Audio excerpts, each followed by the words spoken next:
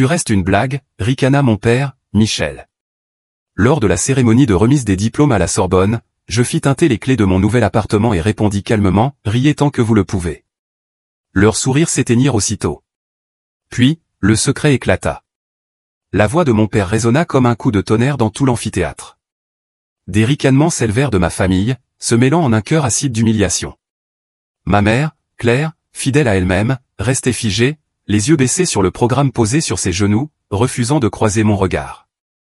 Mon frère aîné, Julien, tapa l'épaule de ma sœur, Camille, et tous deux échangèrent un sourire entendu, comme s'ils venaient de se rappeler une vieille blague que je ne comprenais pas. Je n'aurais pas dû être surpris. Chaque réussite que j'avais réussi à arracher, peu importe les sacrifices, avait toujours été accueillie par le sarcasme. Mon père ne m'avait jamais offert un mot d'encouragement. Mes frères et sœurs prenaient un malin plaisir à me rabaisser.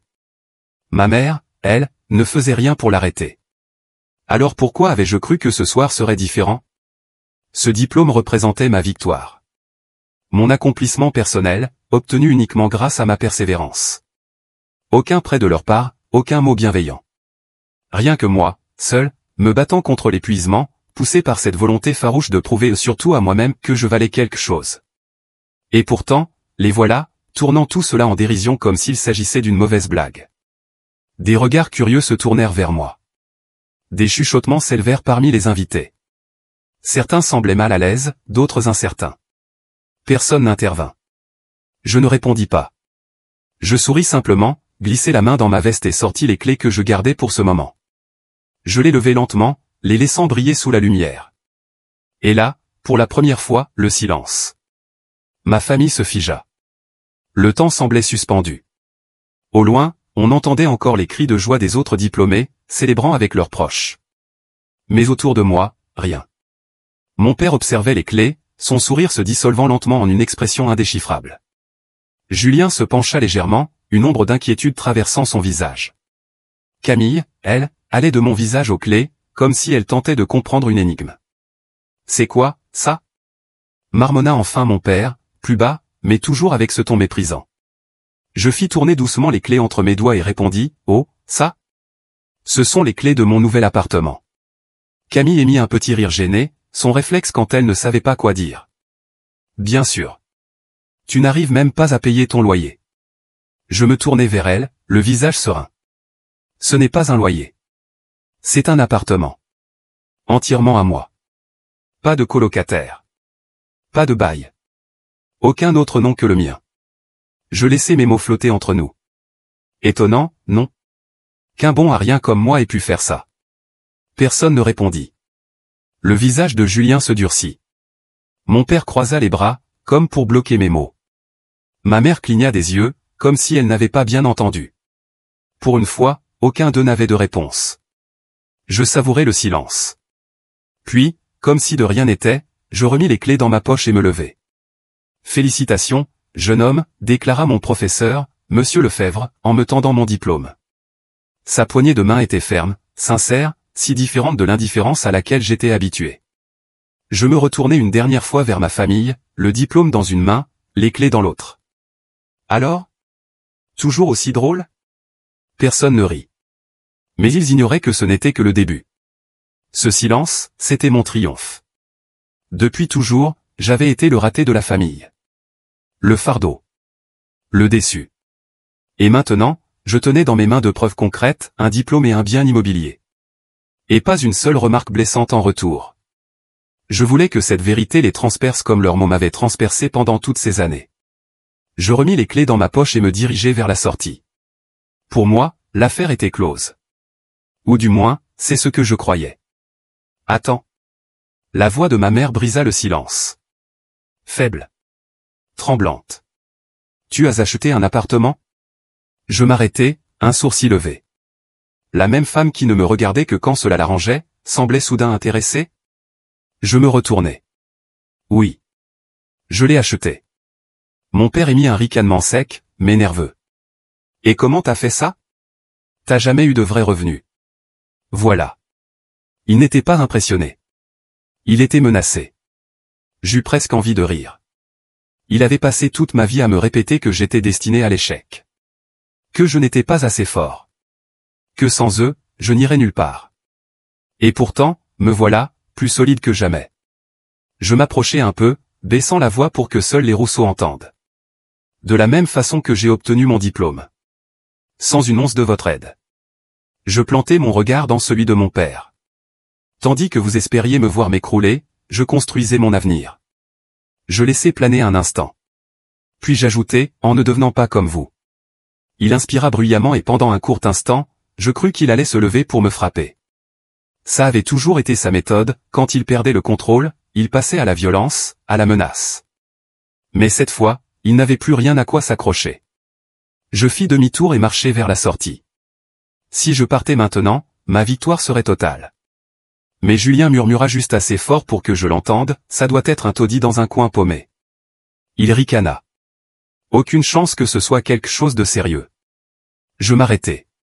Lentement. Un sourire étira mes lèvres. Une idée naquit. Une idée qui transformerait cette victoire en un moment inoubliable. Je glissai la main dans ma poche et sortis mon téléphone. Je tapotai quelques écrans puis tournai le téléphone vers eux. S'afficha alors une image nette de ma maison. Pas un studio, ni un logement délabré. Une vraie résidence. Élégante, aux lignes épurées, protégée derrière des grilles sécurisées. Le genre de maison qu'il n'aurait jamais pu m'imaginer posséder. Camille se pencha légèrement, les lèvres entr'ouvertes. Même les mains de ma mère s'agitèrent, comme si elle luttait contre l'envie de saisir l'appareil pour vérifier que ce n'était pas une illusion. Le visage de mon père, lui, se tordit en une grimace aigre et haineuse. Je reconnaissais cette expression. Ce n'était pas de la colère, ni de l'incrédulité. C'était de la rancéure. C'est là que je compris, ils étaient coincés. Et ils n'avaient pas encore saisi tout ce que j'avais découvert. La jalousie s'installa sur son visage comme une ombre épaisse, étouffante. J'avais déjà vu cette tempête dans ses yeux, à chaque fois que Julien était félicité ou que Camille recevait des louanges. Mais jamais pour moi. Pas avant aujourd'hui. Le regard de Camille allait de l'image à mon visage. La confusion laissa place, lentement, à autre chose, la peur. Pas pour moi, non. Une peur pour elle-même. Tu mens, lança-t-elle, tentant un rire qui sonnait faux, presque coupant. Tu t'attends à ce qu'on croie que toi, oh, mais c'est vrai, répondis-je avec calme, la coupant net. Ce qui est drôle, c'est que je n'avais même pas prévu d'en parler ce soir. J'étais venu récupérer mon diplôme, tranquillement, puis repartir. Je me tournai vers Julien, dont la mâchoire était contractée comme un piège d'acier. Mais il a fallu que tu ouvres la bouche. Et maintenant? Je soupirai en secouant la tête. Maintenant, je suis obligé de partager. Les doigts de mon père se crispèrent en poing sur sa cuisse. Assez d'énigmes, aboya-t-il. Si tu as quelque chose à dire, crache-le. J'attendais qu'il dise exactement ça. Je rangeai le téléphone, redressai les épaules et affichai un large sourire. Très bien. Plongeons Y. Mon regard parcourut lentement leur visage, observant leur suffisance se désintégrer, morceau par morceau. Papa, commençai-je posément, pensais-tu vraiment que je ne découvrirais jamais le prêt secret? Toute couleur disparut de son visage. Pile au centre. Camille resta bouche bée. Julien se redressa, les yeux allant de moi à lui. Qu'est-ce qu'il raconte? Tais-toi, Julien. Coupa mon père, mais sa voix se brisa comme du verre. Je n'allais pas m'arrêter maintenant. Je continuai, observant la panique monter comme de la vapeur. Celui que tu as contracté sur la maison l'hiver dernier. Celui que tu as omis de mentionner à maman. Ma mère tourna brusquement la tête vers lui, si vite que j'eus peur qu'elle se casse la nuque. Pardon? Souffla-t-elle. Et c'est là que tout commença à se défaire. Son visage changea. Je vis les pièces du puzzle s'emboîter dans son esprit. Sa mâchoire s'ouvrit, horrifiée, et je poursuivis. Tu as misé de l'argent emprunté au casino, n'est-ce pas? Dis-je d'un ton calme. Tu as perdu le contrôle et, au lieu d'assumer, tu as hypothéqué la maison pour couvrir tes dettes. Je penchai légèrement la tête, feignant une certaine compassion. Et maintenant, tu es complètement noyé. Espèce d'arrogant, gronda-t-il, son visage rouge de rage. Je levai un doigt. Il se figea. On n'a même pas encore commencé. Je me tournai vers Camille. Elle blêmit. Ne fais pas ça, supplia-t-elle. Je dois le faire, répondis-je en tapotant ma joue du bout du doigt. Fascinant, tu ne trouves pas? À quel point les gens partagent trop sur Internet, ça rend les secrets si faciles à découvrir. La gorge de Camille se serra. Tu pensais vraiment que personne ne remarquerait ton train de vie? Dis-je, amusé. Voyage de luxe. Sac de marque. Sortie permanente. Tout ça, sur un salaire de professeur? J'élargis mon sourire. À moins que, bien sûr, ce ne soit pas ton salaire qui ait financé tout ça. Ses lèvres tremblèrent légèrement. Maman, repris-je, en posant mon regard sur elle. Peut-être qu'il est temps de demander à Camille d'où vient réellement tout cet argent. Le souffle de Camille se coupa. C'est faux. Cria-t-elle. Sans un mot, je ressortis mon téléphone et accédai à une capture d'écran précise. Étrange, dis-je en tournant l'écran, parce que ces relevés bancaires montrent que tu retires discrètement de l'argent du livret de maman depuis 2 ans. La main de ma mère vola jusqu'à sa bouche. Quoi? Murmura Julien en se réajustant sur sa chaise, comme s'il voulait se détacher de ce qui se produisait. Camille se leva d'un bond. Tu n'avais pas le droit de fouiller dans mes comptes. C'est illégal. Je haussai légèrement les épaules. Pas si le nom de maman figure comme titulaire principal du compte. Et coup de chance, c'est bien le cas. La pièce devint lourde, l'air difficile à respirer. Ma mère regardait Camille, puis mon père, l'incrédulité gravée sur son visage. C'est vrai, demanda-t-elle à voix basse. Camille ne répondit pas. Et mon père ne la défendit pas, Julien? Souffla-t-elle. Il secoua la tête lentement, muet. Je me tournai vers lui. Étonnant comme tu es silencieux, remarquai-je. J'imagine que c'est parce que tu savais déjà toute la vérité. Il releva brusquement la tête. Quoi? Non, épargne-moi ça, le coupai-je. Camille t'a déjà sauvé la mise, pas vrai? Cette histoire où tu as emprunté 17 000 € à l'entreprise de papa pour te sortir d'affaires? Les yeux de Julien se tournèrent vers notre père.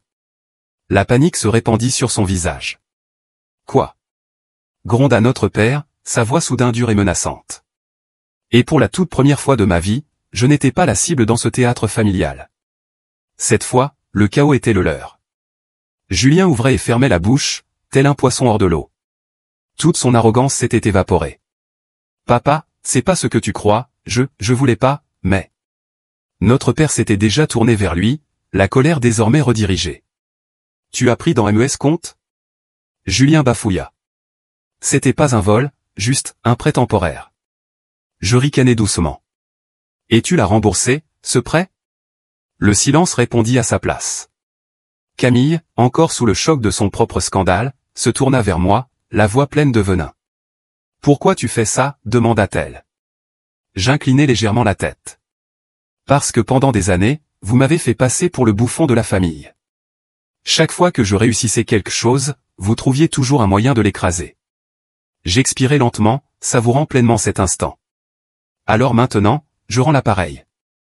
Ma mère, visiblement sous le choc, regarda Camille, puis mon père.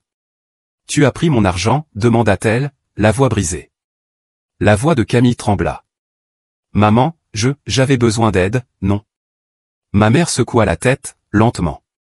Et pour la première fois de ma vie, je vis quelque chose de nouveau dans son regard, de la rage. Camille se tassa sur elle-même. Mon père, lui, restait fixé sur Julien, les poings serrés, la colère pulsant en lui. Je me permis un léger sourire. Pendant des années, il m'avait réduit à néant. Et maintenant, c'était eux qui s'écroulaient. Et je ne m'étais jamais senti aussi puissant. L'air était lourd, saturé de tension. Mon père, jadis pilier inébranlable de cette maison, restait figé dans une colère muette. Ma mère fixait Camille, la douleur et l'incompréhension mêlées sur son visage. Julien avait perdu toutes ses couleurs, les yeux rivés au sol, comme un enfant pris en faute. Et moi? Je restais là, debout, à les regarder se désintégrer. J'aurais pu partir à cet instant. Mon message était clair. Mais il me restait une dernière chose à dire. Je me tournai vers mon père et m'assurai qu'il me regardait. Juste une dernière chose, lâchai-je d'un ton léger. Puisque je sais que tu vas bientôt supplier pour une aide financière, ne te donne même pas la peine de m'appeler. Sa mâchoire se contracta. Espèce d'ingrat, non, dis-je en levant la main pour le faire taire. Tu n'as aucun droit de me faire la morale. Pas après tout ce que tu as fait. Ma voix devint glaciale. J'en ai fini avec cette famille. Bon courage pour gérer vos propres dégâts. Camille souffla faiblement. Tu ne peux pas juste, je peux, répondis-je fermement. Et sur ces mots, je tournai les talons, les laissant assis dans les ruines qu'ils avaient eux-mêmes créées. En sortant dans l'air frais du soir, mon cœur était apaisé. Ma respiration fluide. Pour une fois, j'étais libre. Plus de mots tranchants. Plus de pièges émotionnels. Plus besoin de jouer le rôle du bouc émissaire pendant qu'ils vernissaient leurs mensonges. J'aurais pu en rester là. Mais je les connaissais. Je savais exactement comment ils fonctionnaient. Ils n'allaient pas rester silencieux à réfléchir. Non, ils allaient paniquer. Et, comme prévu, avant même que j'aie traversé la moitié du parking, mon téléphone vibra. Maman, reviens à l'intérieur, il faut qu'on parle. Je souris, laissant l'appel sonner plusieurs fois, puis décrocher enfin, d'un ton léger, « Ah, maintenant vous avez envie de discuter ?» J'entendis des bruits de pas à l'autre bout de la ligne. Puis la voix de mon père arriva, plus basse, plus contenue, mais je sentais toujours la tension derrière. On n'abandonne pas simplement sa famille. Un petit rire m'échappa. C'est amusant, venant de ceux qui ont passé des années à me prouver que je n'en faisais jamais vraiment partie. Il y eut un long silence. Puis la voix plus douce de ma mère. « Chérie, s'il te plaît. On reste ta famille. » Je secouai légèrement la tête. Non. Vous étiez un poids. Un frein. Une autre pause. Puis mon père changea de tactique, sa voix devenant plus dure. Très bien, siffla-t-il. Ton message est passé 5 sur 5. Mais ne va pas croire que tu es supérieur, juste parce que tu as acheté une maison. Ce n'est pas qu'un bien immobilier, le coupe-et-jeu, savourant le moment où il perdit pied. Tu veux savoir ce que j'ai gagné d'autre? Je laissai le silence s'installer, pesant, écrasant. De la stabilité, répondis-je enfin. Un emploi fiable. De vraies économies. Des actifs. Mon sourire s'élargit. Des choses que vous n'avez plus. Il expira bruyamment. Je le sentais, maintenant. La réalisation le frappait de plein fouet. Ma mère, encore accrochée à ses illusions, tenta une ultime tentative. Nous avons besoin de toi. Voilà. Pas, on t'aime. Pas, on regrette. Juste. On a besoin de quelque chose. J'inspirai profondément, acceptant tout le poids de l'instant. Et avec la voix la plus calme que je leur ai jamais adressée, je dis, je sais. Puis je raccrochai. À peine le téléphone coupé, les messages affluèrent. Maman, il faut qu'on parle. Camille, tu dérailles complètement. Reviens ici et arrête ce cirque. Julien, tout ça pour une stupide maison. Sérieusement? Papa, tu ne peux pas juste nous ignorer. Tu dois quelque chose à cette famille. Un rire m'échappa. Leur devoir quoi? Des insultes constantes? Le mépris permanent? Le fait qu'il m'ait vidé comme un compte bancaire tout en me traitant comme si je n'étais rien? Maintenant, il paniquait. Il s'agitait. Parfait. J'ignorais les notifications et continuai vers mon véhicule.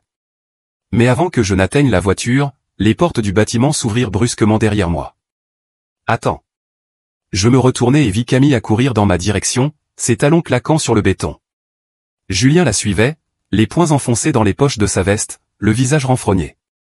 Camille s'arrêta à quelques pas de moi, le visage maîtrisé, bien que la tension dans sa mâchoire et le feu dans ses yeux soient impossibles à rater.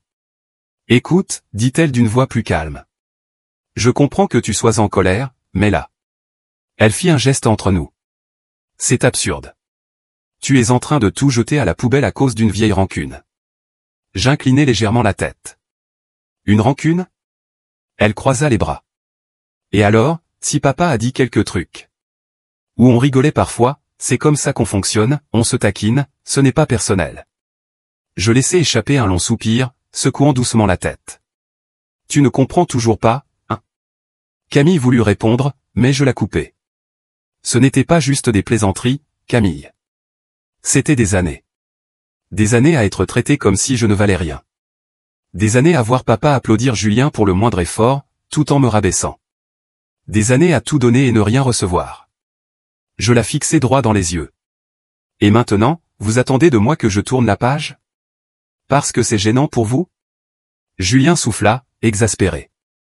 Allez, mec, t'as toujours été trop sensible. On a tous supporté les conneries de papa. Je me tournai vers lui. Vraiment? Parce qu'il ne t'a jamais traité d'échec. Il n'a jamais ridiculisé tes réussites. Il ne t'a jamais fait sentir que tu n'étais pas le bienvenu. Je fis un pas vers lui, la voix plus basse. Toi, tu as eu la vie facile. Et au fond de toi, tu le sais. Julien ne répondit rien. Il détourna simplement le regard, la mâchoire tendue. Camille soupira, frottant son front. Très bien. Imaginons que tu aies raison. Admettons qu'on t'ait maltraité. Tu as dit ce que tu avais à dire. Tu as humilié papa ce soir. Tu nous as tous mis mal à l'aise. Et maintenant? Je souris. Maintenant? Je passe à autre chose. Les yeux de Camille s'écarquillèrent, surprise par la clarté de ma réponse. Tu ne peux pas vraiment croire ça. Si. Et j'y crois totalement, répondis-je en me tournant vers mon véhicule et en ouvrant la portière. À partir de maintenant, vous êtes seul. Plus de faveurs. Plus de cordes de secours. On va voir comment vous vous en sortez sans moi. Le calme que Camille tentait de garder vola en éclats. Tu ne peux pas simplement tourner le dos à ceux qui t'ont élevé. Je la regardai une dernière fois, droit dans les yeux. Attends un peu. Et là-dessus, je m'installai sur le siège conducteur et démarrai, les laissant définitivement derrière moi. En conduisant, je ne pris même pas la peine de regarder mon téléphone. Je savais déjà ce que j'y trouverais, des messages suppliants, des pièges émotionnels, et probablement quelques piques blessantes, lancées comme des hameçons. Rien de tout ça n'avait plus le moindre poids. Pour la première fois de ma vie, c'était eux qui avaient besoin de moi. Et moi, j'en avais fini de danser selon leur musique. En arrivant devant ma nouvelle maison, je restai un instant immobile, observant. C'était chez moi. Paisible. Épargné par leurs cris, leurs opinions, leurs reproches. Aucune ombre du passé. Aucune réminiscence blessante. J'entrai, verrouillai la porte derrière moi, et pris une seconde pour simplement exister. Comme si le destin l'avait prévu, mon téléphone se mit à vibrer. Je soupirai, le sortis de ma poche, et vis le nom de ma mère s'afficher en lettres brillantes. Je laissai sonner quelques instants, puis décrocher. Allô? Il y eut un silence, puis une voix à peine audible. Mon chéri, je regrette ce qui s'est passé. Un sourire amer me frôla. Tu regrettes? Répétai-je. Quoi, précisément? Pour notre comportement, pour ce que ton père t'a dit, j'aurais dû intervenir, j'aurais dû. Sa voix se brisa. J'ai peur de te perdre. Je m'appuyai contre le plan de travail, le regard vide. Intéressant, murmurai-je. Cette peur n'existait pas quand il m'humiliait devant tout le monde. Elle inspira brusquement. Il a mal choisi ses mots, il ne le pensait pas. Si, maman. Il pensait chaque mot. Il l'a toujours pensé. Je laissai mon souffle s'échapper, ma voix devenant glaciale. Et toi, tu as laissé faire. Silence.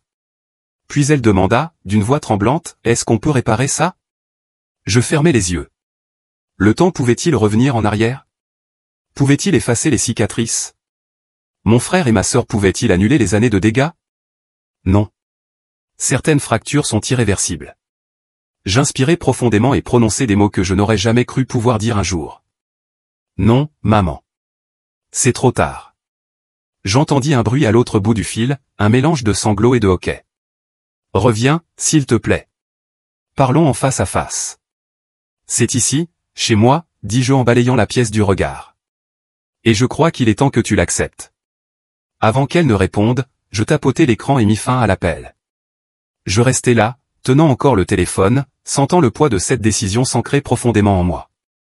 Puis, lentement, je le posai sur le meuble à côté. Et je regardai autour de moi. C'était mon sanctuaire. Mon territoire. Mon départ. Fini de courir après leur approbation. Fini de me battre pour être reconnu. Fini de me tordre pour correspondre à leurs attentes limitées. Pour la première fois, je me sentais léger. Libre. Je me dirigeai vers la porte d'entrée, l'ouvris, et sortis. La brise du soir caressa ma peau. Fraîche. Pure. Nouvelle. Et tandis que je me tenais là, laissant tout cela m'envahir, un petit sourire, discret mais certain, naquit sur mes lèvres. Car enfin, j'avais remporté la victoire. Tu n'iras pas à l'école polytechnique, déclara mon père. Tu restes ici pour t'occuper de ton frère. Ce soir-là, j'ai pris mes économies et je suis parti pour de bon. Des années plus tard, ils m'ont supplié de les aider. J'ai 28 ans, et depuis que j'ai conscience de moi-même, j'ai toujours su où je me situais dans la famille, tout en bas. dès l'enfance, c'était évident que mon petit frère Julien était le préféré, le centre autour duquel tournait toute la maison. Jamais je n'aurais cru qu'un jour viendrait où ce serait eux qui viendraient me demander de l'aide. Mais le destin aime bien inverser les rôles. Dans notre quartier résidentiel calme de la banlieue parisienne, les choses ont été claires très tôt. Quand j'étais sur le tableau d'honneur, mes parents n'y prêtaient presque aucune attention. Quand Julien ramenait un 11 sur 20, ils l'emmenaient manger une glace pour l'encourager. Si j'avais un match de basket important, il y avait toujours une bonne excuse pour ne pas venir, souvent l'entraînement de foot de Julien. Mais quand c'était lui qui jouait, il ne manquait pas une seconde, assis au premier rang, appareil photo en main, criant plus fort que tous les autres. Même les matins de Noël suivaient ce schéma. J'ouvrais des cadeaux comme des chaussettes, des fournitures scolaires ou parfois un roman d'occasion. Julien, lui, déballait une nouvelle console de jeu, des vêtements de marque et tout ce qui était tendance cette année-là. À 14 ans, j'ai passé des mois à économiser l'argent de ma tournée de journaux pour m'acheter une paire de baskets convenables. Quand ma mère les a vus, elle m'a reproché de gaspiller mon argent dans des futilités. Le lendemain, elle est revenue à la maison avec des crampons à 500 € pour Julien, en disant qu'il en avait besoin pour bien grandir. Mes week-ends ne se passaient pas devant des dessins animés ou avec des amis. J'étais dehors à tondre la pelouse, nettoyer les gouttières ou garder Julien pendant que mes parents se reposaient ou faisaient les courses. « Tu es mature et responsable », disait-il, comme si cela suffisait à justifier de me transformer en aide ménagère non rémunérée. Malgré ce manque total de soutien affectif ou scolaire, je me suis accroché. J'ai maintenu une moyenne générale parfaite, appris à coder seul pendant les pauses déjeuner dans la salle informatique du collège, et travaillé à temps partiel au Monoprix du quartier pour mettre de l'argent de côté pour mes études. J'ai postulé à toutes les bourses possibles, souvent en veillant après minuit, une fois mes corvées et mes devoirs terminés. Et puis, le moment décisif est arrivé, une lettre d'admission à l'école polytechnique. Une bourse complète, couvrant les frais de scolarité, le logement en internat, une allocation mensuelle, les manuels scolaires, et même une aide pour les dépenses de la vie quotidienne. Toutes ces années d'efforts et de nuits blanches avaient enfin payé. Mes mains tremblaient tandis que je relisais cette lettre encore et encore, incapable de croire qu'elle était bien réelle. Ce soir-là, pendant le dîner, j'ai attendu le bon moment. Finalement, j'ai posé la lettre sur la table et j'ai dit que j'avais été admis à l'école polytechnique, avec tout payé. Mon père a à peine levé les yeux avant de continuer à manger. Ma mère a regardé rapidement, puis s'est tournée vers Julien. « Tu lui as dit que tu avais été pris dans l'équipe junior de basket ?» Et voilà. Mon plus grand accomplissement venait d'être balayé, écarté pour qu'il puisse s'extasier sur la performance somme toute banale de Julien. Je suis resté là, ma fourchette suspendue en l'air, pendant qu'il parlait déjà de son avenir en équipe première l'année suivante. J'aurais pu ravaler ma peine et partir quand même à l'école polytechnique, laissant derrière moi leur indifférence. Mais 2 semaines plus tard, mon père a convoqué une discussion familiale autour de la table de la cuisine. Il m'a dit qu'après mûre réflexion, ils avaient décidé que je n'irais pas à l'école polytechnique. À la place, je devais m'inscrire à l'IUT locale. Et si je réussissais bien, je pourrais peut-être intégrer une université publique au bout de 2 ans. Selon eux, c'était plus raisonnable financièrement et plus réaliste, malgré la bourse intégrale que j'avais reçue. Puis la vérité a éclaté. Ma mère, mouchoir en main mais les yeux secs, a expliqué que Julien allait entrer au lycée et aurait besoin d'un soutien supplémentaire. Avec la promotion récente de mon père qui l'obligeait à voyager plus, et ses propres gardes supplémentaires à l'hôpital, ils avaient besoin de quelqu'un à la maison pour que tout continue à tourner normalement et pour s'assurer que Julien reste sur la bonne voie. Le ton de mon père est devenu glacial dès que j'ai exprimé mon désaccord. « Tant que tu vis sous notre toit, tu respecteras nos règles », a-t-il dit d'un ton ferme. Puis ma mère a lancé le coup de grâce émotionnel. « Comment peux-tu envisager de tourner le dos à ta famille en ce moment? Après tout ce qu'on a sacrifié pour toi. » Leur conception du sacrifice m'a presque fait rire. J'ai hoché la tête et je leur ai dit que j'avais compris. Et ce n'était pas tout à fait faux. En effet, j'avais parfaitement compris le message. Une fois de plus, j'étais sacrifié pour le bien de Julien. Ce soir-là, j'ai pris ma décision. J'ai contacté le bureau des bourses pour accepter officiellement l'aide financière et me renseigner sur les possibilités de logement en internat avant la rentrée. J'ai aussi pris contact avec Étienne, mon ami le plus proche et le seul qui ne m'ait jamais laissé tomber, pour lui demander s'il accepterait que je laisse quelques affaires chez lui. Petit à petit, j'ai commencé à transférer mes biens les plus précieux dans son garage, des vêtements, mon ordinateur portable, les manuels de programmation que j'avais mis tant de temps à m'acheter, et une petite boîte sécurisée contenant mes papiers d'identité que j'avais discrètement pris dans le classeur familial. J'ai retiré toutes mes économies et ouvert un compte dans une autre banque. J'ai demandé plus d'heures au travail en disant à mes parents que l'équipe était en sous-effectif. J'ai vendu tout ce que je ne pouvais pas emporter sur le Bon Coin, en expédiant les colis depuis l'adresse d'Étienne. Pendant tout ce temps, j'ai fait semblant. Je faisais mine d'adhérer à leur discussion sur mon inscription à l'IUT du coin, sur les nouvelles responsabilités que j'allais prendre, vu que je ne suivrais que quelques cours. J'ai même aidé Julien à terminer son devoir de lecture pour l'été. En secret, je regardais les jours passer, chacun me rapprochant de mon départ. Le jour venu, je me suis levé avant le lever du soleil. La plupart de mes affaires étaient déjà parties. Il ne me restait qu'un petit sac de voyage avec l'essentiel. J'ai laissé un mot sur le matelas, je choisis une nouvelle direction. Ne cherchez pas à me contacter. Étienne m'attendait un peu plus loin, garé dans sa voiture. Pendant le trajet vers la gare routière, j'ai ressenti quelque chose d'inconnu, du soulagement. Pour la première fois, je faisais un choix pour moi. Chaque kilomètre qui me séparait de cette maison allégeait le poids de toutes ces années de négligence affective. Une fois arrivé à l'école polytechnique, j'ai commencé à m'épanouir. Libéré du rôle d'aide à tout faire de la famille, je me suis rendu compte de ce dont j'étais vraiment capable. J'ai obtenu mon diplôme en tête de promotion en informatique. Chaque été, j'ai décroché des stages prestigieux et construit un réseau solide de mentors et d'amis qui m'appréciaient sincèrement. Après l'obtention de mon diplôme, j'ai intégré une grande entreprise technologique à Sophia Antipolis. Mon premier salaire dépassait ce que mes 2 parents gagnaient réunis. En moins de 3 ans, j'ai gravi les échelons, reçu 2 promotions. À 26 ans, j'ai acheté mon premier appartement, un joli condo dans un quartier chic. J'ai fait des investissements intelligents, constitué un matelas de sécurité et même lancé une petite association qui attribue des bourses à des jeunes issus de foyers émotionnellement négligents. Pendant tout ce temps, je n'ai eu aucun contact avec ma famille. Au début, ils ont essayé d'appeler, d'envoyer des emails, de passer par des connaissances communes. Je n'ai jamais répondu. J'ai gardé une présence en ligne volontairement minimale, pas de compte à mon nom réel, pas de photos, aucune piste facile à suivre. J'ai même demandé à l'école de ne pas m'inclure dans les publications officielles, aucune annonce de diplôme, pas d'inscription dans les annuaires d'anciens élèves. Les tenir dans l'ignorance n'était pas difficile. Ils ne s'étaient jamais intéressés à mes réussites auparavant. Pourquoi commenceraient-ils maintenant? À leurs yeux, je devais encore être ce grand frère décevant qui refusait de faire des efforts. Cette version me convenait parfaitement. Je menais enfin une vie où j'existais, où mes efforts comptaient. Avec le temps, j'ai trouvé l'amour.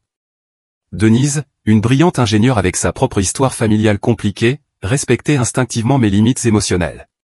J'ai commencé une thérapie pour guérir de mon passé, et peu à peu, j'ai bâti ce que ma psy appelait une famille choisie, des amis sincères, qui se souciaient de moi, qui fêtaient mes réussites, qui ne m'ont jamais fait sentir de trop. Cette année complète se sont écoulées sans le moindre message ni appel d'un membre de ma famille. Puis, un mardi matin en apparence banal, mon téléphone a sonné. Le numéro affiché m'était familier, même après toutes ces années. La voix de mon père, vieilli mais toujours aussi autoritaire, a résonné à mon oreille. Il n'a pas dit bonjour, ne s'est pas excusé, n'a fait aucune mention du silence de ces dernières années. Il est allé droit au but. Julien allait se marier. Sa fiancée, Julia, était la fille d'un entrepreneur influent de la région. La cérémonie serait somptueuse, dans un lieu prestigieux de notre ville natale. Ma présence était requise, non seulement pour la forme, mais aussi pour symboliser l'unité familiale. Et, sans surprise, ils attendaient de l'argent de ma part. On pense que 15 000 €, ce serait à part, a-t-il lancé sans détour. Comme je ne répondais pas immédiatement, son ton a changé, plus sec. Après tout ce qu'on a fait pour toi, le minimum serait de soutenir ton frère pour ce moment important. Encore cette vieille rengaine. Tous ces sacrifices qu'il disait avoir fait pour moi. Et si je refuse, ai-je demandé, d'un ton calme. Alors oublie le fonds pour tes études. On l'a gardé pour toi, répondit-il. Mais si tu ne peux pas rendre un peu à ta famille, ne t'attends à rien de notre part. J'ai failli éclater de rire. Il croyait encore que j'étais inscrit en fac, pensait que je dépendais d'eux. Il n'avait absolument aucune idée de ce que j'avais accompli sans eux. Papa, dis-je d'une voix basse, j'ai terminé mon diplôme à l'école polytechnique il y a plus de 5 ans. Je suis aujourd'hui directeur exécutif dans une grande entreprise technologique internationale. Mon salaire annuel dépasse les 750 000 €. Je possède mon bien immobilier à 100%. Je n'ai plus eu besoin de votre aide financière depuis le jour où je suis parti, et je n'en ai certainement pas besoin aujourd'hui.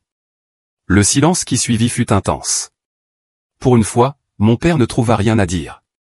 En ce qui concerne le mariage de Julien, ajoutai-je, je n'y assisterai pas. Je n'enverrai pas d'argent non plus. Il n'a jamais été mon fardeau, peu importe à quel point vous avez essayé d'en faire le mien. Cela n'a pas changé. J'ai raccroché avant qu'il ne puisse répondre. Je pensais que ce serait la fin de l'histoire. Mais je me suis trompé. 3 mois plus tard, c'est ma mère qui m'a contacté. Sa voix tremblait, désespérée, en larmes, une chose que je n'avais jamais entendue auparavant. Le mariage avait été annulé. Les parents de Julien avaient découvert des éléments du passé de Julien, notamment qu'il avait détourné des fonds dans un précédent emploi pour financer une habitude coûteuse. L'affaire avait été réglée discrètement pour éviter un scandale public, mais le père de Julia, influ, avait appris la vérité. Les fiançailles furent rompues, les frais engagés non remboursables perdus à jamais. Pour financer l'événement, mes parents avaient contracté un second prêt immobilier, en partant du principe qu'ils récupéreraient une partie des dépenses grâce au cadeau de mariage. Désormais, ils se retrouvaient endettés pour une fête qui n'avait jamais eu lieu. Et les choses se sont encore aggravées. Après que le vol fut rendu public, Julien perdit son emploi actuel. Mes parents refinancèrent leur maison une nouvelle fois, cette fois pour couvrir les frais juridiques et les demandes de remboursement. À présent, ils faisaient face à une possible saisie. Nous avons besoin de ton soutien, sanglotait ma mère. Nous sommes sur le point de tout perdre. Ils cherchaient à obtenir 225 000 € pour conserver la maison et régler leurs dettes les plus urgentes. Mon père reprit la conversation. Sa voix n'avait plus rien de l'autorité d'autrefois. Fils, commença-t-il, je sais qu'on a eu nos différends. Ce n'est qu'un euphémisme. Mais nous sommes ta famille. On a fait de mauvais choix avec toi, je peux l'admettre maintenant. S'il te plaît, donne-nous une chance de réparer les choses. J'ai accepté de les rencontrer ce week-end-là, dans un café près de chez eux. Je n'ai fait aucune promesse, juste que je les écouterais. Quand je suis arrivé, ils avaient tous l'air choqués. Les cheveux de mon père étaient devenus complètement gris. Les traits de ma mère étaient tirés, marqués par l'âge et la tension. Julien, toujours aussi séduisant en apparence, avait pris du poids. Il était affalé sur sa chaise, dégageant la même suffisance que je connaissais si bien. Je me suis assis en face d'eux, posant mon sac d'ordinateur sur la chaise voisine. Ce matin-là, j'avais choisi ma tenue avec soin, un costume ajusté, une montre haut de gamme, les signaux discrets d'un succès qu'ils sauraient reconnaître. Merci d'être venu, dit ma mère en tendant la main vers moi. Mes doigts restèrent enroulés autour de ma tasse, absorbant sa chaleur. Tu nous as vraiment manqué, ajouta-t-elle doucement. Pendant 20 minutes, ils ont déroulé leur récit dramatique, la lettre sur la maison menacée, les ennuis de Julien, les fiançailles rompues, les acomptes envolés, la retraite fondue, les prêts demandés aux amis, les objets vendus et plus rien à vendre. Il ne leur restait aucune solution. Nous sommes toujours ta famille, conclut ma mère, peu importe ce qui s'est passé avant. J'ai pris une gorgée de café, puis reposé la tasse lentement sur la table. Quand j'avais 16 ans, dis-je calmement, j'ai passé 6 mois à économiser pour m'acheter une calculatrice graphique pour mon cours de maths avancé. La veille de l'achat, vous avez pris cet argent pour que Julien puisse aller en stage de baseball. Ma mère devint écarlate, se souvenant visiblement. Et puis il y a eu l'école polytechnique. J'avais obtenu une bourse complète, frais de scolarité, logement, livres, tout. Et malgré cela, vous avez décidé qu'il valait mieux que je reste à la maison pour jouer le rôle de baby-sitter bénévole et de tuteur académique pour Julien. On avait besoin de toi ici, insista mon père, sur la défensive. Non. Vous vouliez quelqu'un pour faire le travail parental dont vous ne vouliez pas vous charger. Il y a une grande différence. Je les ai regardés un à un dans les yeux. Quand j'avais besoin de vous, vous avez toujours choisi Julien. Encore et encore. Vous avez sacrifié mes chances pour que son chemin reste facile. C'est injuste, intervint Julien, pour la première fois. Je n'ai jamais rien demandé de tout ça. Tu as raison, lui répondis-je. Les décisions, ce n'étaient pas les tiennes. Mais tu en as bénéficié. Et jamais tu ne t'es demandé ce que cela m'avait coûté. J'ai ouvert mon ordinateur portable, tourné l'écran vers eux et lancé mon application bancaire. Je pourrais régler vos dettes immédiatement, dis-je. Cette somme ne représenterait même pas une égratignure dans mes dépenses mensuelles. Je me suis arrêté, les laissant digérer ce moment. Mais je ne vais pas le faire. Pourquoi, bon sang? Aboya mon père, sa voix chargée de l'autorité que je connaissais trop bien. Parce que vous n'avez jamais vraiment été ma famille, répondis-je d'un ton calme. Une vraie famille se soutient, elle célèbre les réussites des uns et des autres, elle apporte de l'aide, elle ne la réclame pas toujours à une seule personne. Je refermai l'ordinateur d'un léger claquement. En croisant le visage de ma mère sillonné de larmes, j'ai senti un doute monter. C'était quand même les personnes qui m'avaient élevé, aussi imparfaites elle était. Est-ce que j'étais en train de devenir aussi insensible qu'il l'avait été avec moi? Peut-être que la chose à faire, la bonne, c'était d'aider, quoi qu'il en soit. Peut-être que c'était ça, faire preuve de compassion. Je me suis imaginé en train de transférer l'argent, voyant le soulagement sur leur visage, peut-être même un merci sincère. Mais ensuite, je me suis souvenu de chaque fois où j'avais demandé de l'aide et qu'on m'avait laissé seul. De tous ces moments où les sacrifices ne venaient que de moi. Je me suis souvenu de la voix dure de mon père, quand il m'avait ordonné de renoncer à l'école polytechnique. Du regard vide de ma mère quand je partageais mes plus grandes fiertés.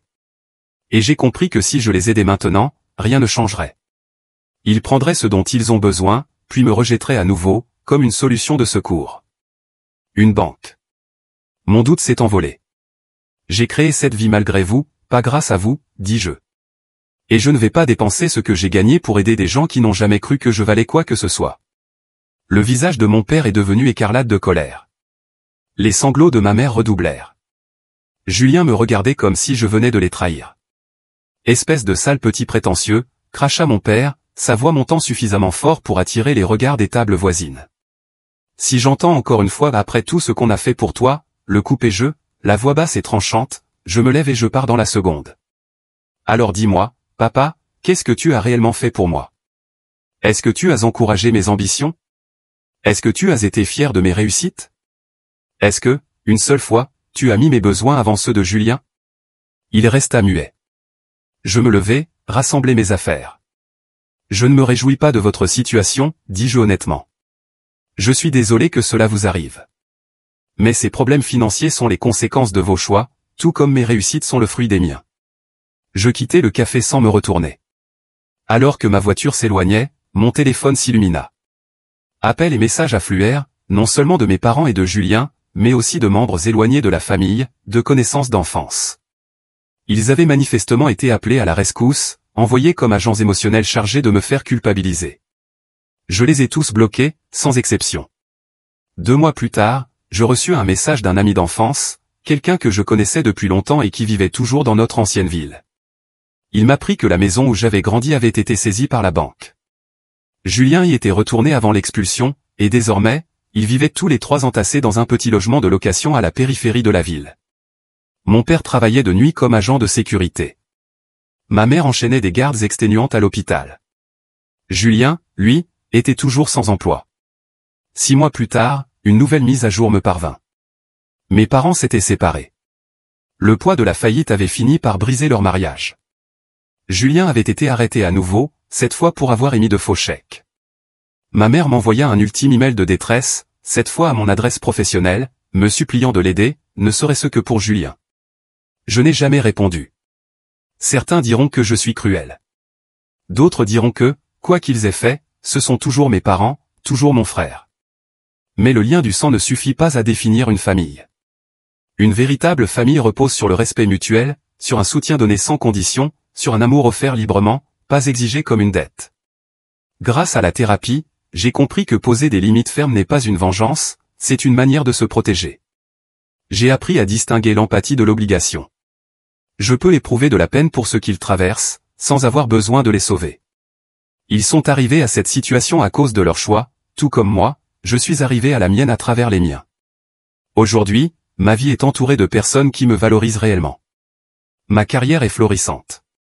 Denise et moi planifions un avenir ensemble, un mariage fondé sur le respect mutuel et l'égalité, pas sur la culpabilité ou la manipulation. Mon cercle choisi, des amis qui me montrent chaque jour amour et bienveillance, m'a apporté une joie que je n'aurais jamais cru connaître. Parfois, la famille dans laquelle on est n'est pas celle avec laquelle on est destiné à rester. Parfois, il faut créer son propre cercle, avec des gens qui voient vraiment votre valeur. Ce n'est pas une tragédie. Ce n'est pas une revanche. C'est de la justice.